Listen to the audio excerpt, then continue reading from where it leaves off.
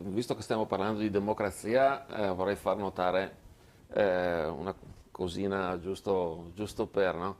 In Romania è successo che il candidato vincitore delle elezioni è stato prima escluso, nel senso che è stata annullata l'elezione, poi è stato anche imprigionato.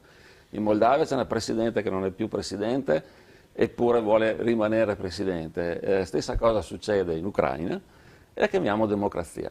È un gioco truccato, purtroppo. Quello che si sta rivelando oggi è un gioco truccato.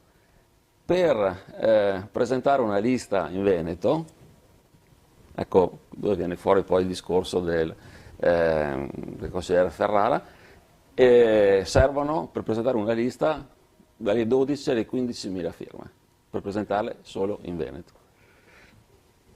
Quindi, Per cui ci sono dei sbarramenti sia all'inizio che poi, perché poi quando vincono quelli che non vanno bene, quando sta antipatico a in qualche qualcuno, maniera facciamo